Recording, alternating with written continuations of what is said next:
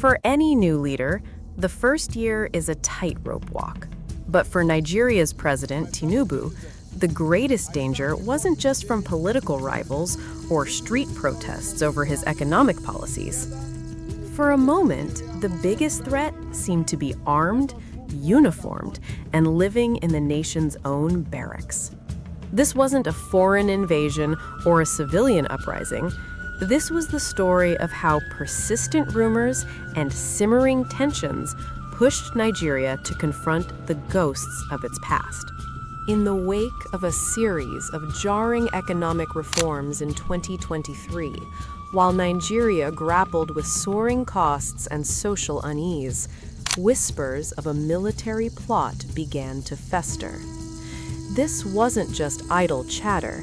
It was a rumor that grew so loud the military's own high command had to repeatedly and forcefully stamp it out. What you are about to hear is a reconstruction of events based on public statements, official denials, and investigative reports that paint a chilling picture of just how worried Nigeria was about another military takeover. To understand the roots of these coup fears, we have to go back to President Bola Tinubu's first day in office. On May 29, 2023, during his inauguration speech, he made an announcement that sent shockwaves through the nation's economy. Fuel subsidy is gone. For decades, the Nigerian state had subsidized petrol, a policy that was both a lifeline for millions and a colossal drain on the treasury. The immediate effect was brutal.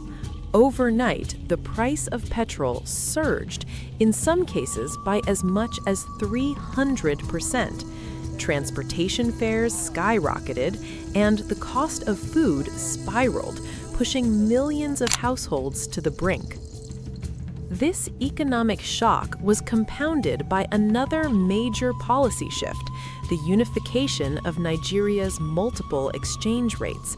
While intended to stabilize the economy long-term, the short-term consequence was a dramatic devaluation of the naira, further fueling inflation. This was the landscape, a nation on edge, grappling with sudden and severe economic hardship. Protests, though sporadic, simmered, but the discontent wasn't just on the streets. It raised concerns about sentiment within the walls of military barracks. Nigeria's armed forces were already stretched to their breaking point. For over a decade, they had been locked in a grinding war against Boko Haram and its splinter factions in the northeast. In other regions, they were battling heavily armed bandit groups, secessionist agitators, and conflicts between farmers and herders. Reports of low morale, poor welfare, and frustration within the ranks are not uncommon. This combustible mix of economic hardship affecting soldiers' families back home and the professional exhaustion of endless internal security operations created fertile ground for dissent. It was a powder keg waiting for a spark, and the tense national mood made any rumor of military discontent feel dangerously real. As economic pressures mounted in late 2023 and early 2024, so did the rumors.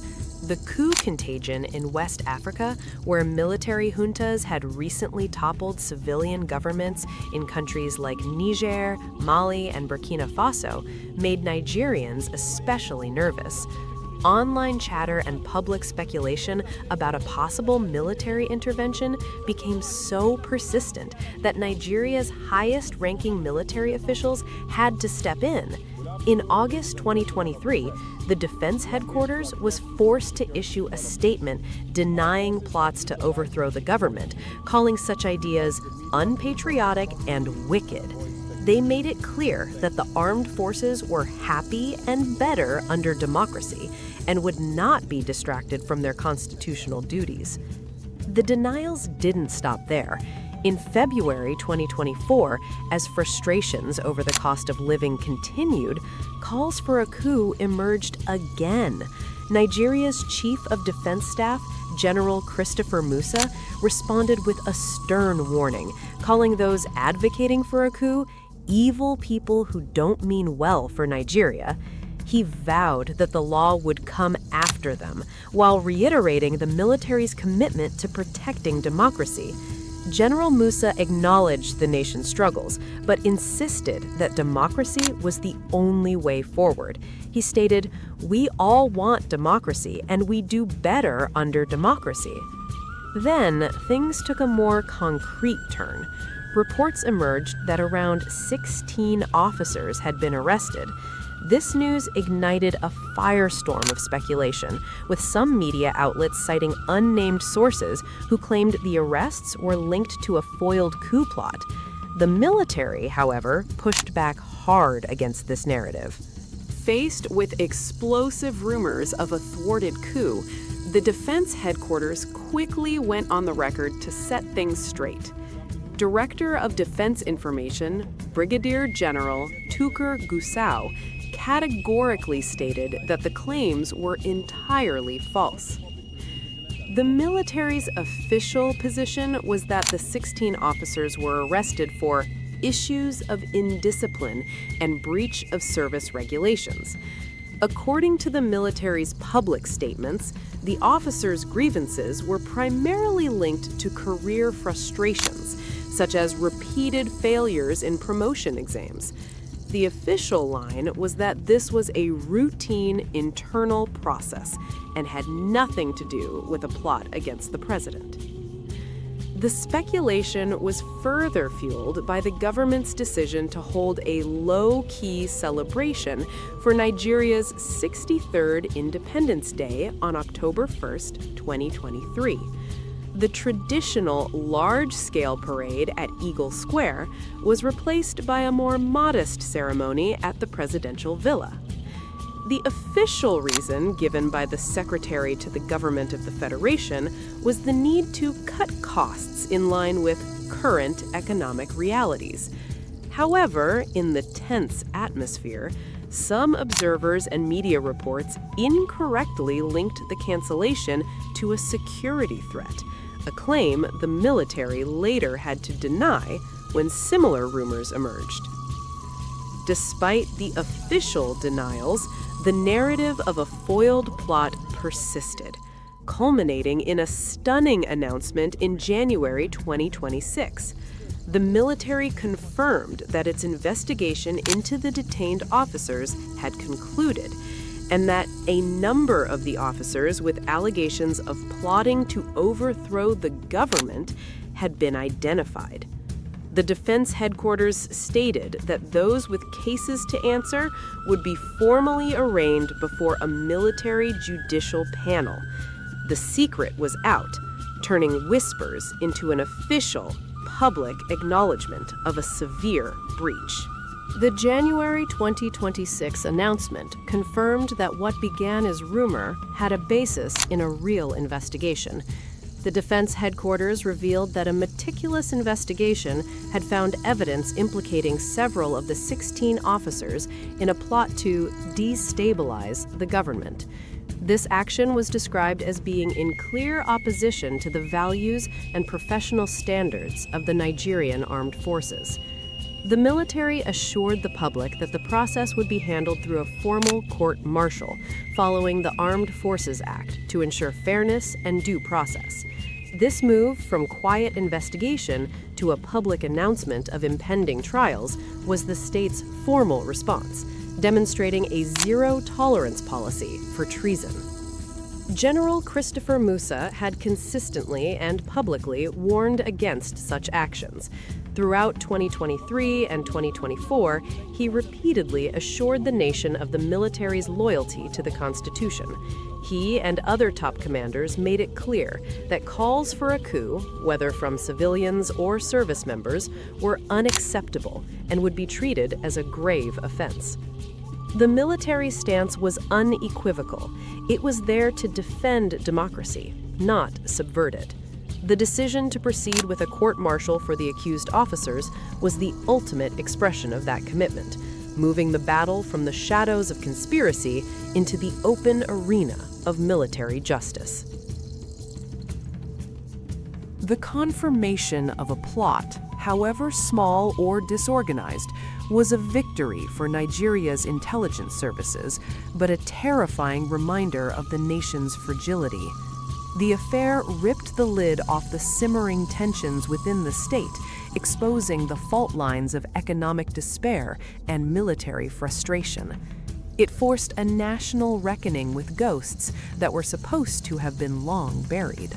The central question that emerged was, why? What could drive sworn officers to allegedly conspire to overthrow the state? The answer seems to be a complex tapestry woven from both personal grievances and systemic failures. The economic context is impossible to ignore. The severe hardships sparked by the removal of the fuel subsidy and the currency devaluation created a backdrop of widespread public anger. This economic pain eroded public trust and could have provided the plotters with what they believed was a justifiable cause, a narrative of rescuing a suffering populace. Then there is the state of the military itself. The Nigerian armed forces are undeniably overstretched. Decades of fighting insurgencies and banditry have taken a heavy toll. Many soldiers feel they are fighting an endless war with inadequate support. This can create a dangerous cocktail of resentment toward the political leadership, who may be perceived as disconnected from the sacrifices of the military. When soldiers' own families are struggling and they feel their service is unvalued, the appeal of a drastic solution can grow. Finally, there is the undeniable influence of the coup contagion sweeping across West Africa. The successful military takeovers in neighboring countries sent a clear message: coups are once again a viable path to power. This regional trend may have lowered the psychological barrier for potential plotters in Nigeria. The alleged plot was a symptom of these deeper, unresolved issues. It served as a brutal stress test for Nigeria's democracy. The arrests and planned trials send a strong message that treason will be met with the full force of the law. However, unless the root causes are addressed, the specter of military intervention will continue to haunt Nigeria. If you found this analysis insightful, make sure to subscribe and hit the notification bell for more deep dives into the stories that shape our world. And let us know in the comments, what do you believe is the biggest threat to democratic stability in the region today? The story of the alleged plot is more than just a political thriller. It is a cautionary tale. It is a reflection of a nation wrestling with its past and struggling to define its future. The events that unfolded were a stark reminder that in Nigeria, the line between democracy and military rule is never as clear as it seems.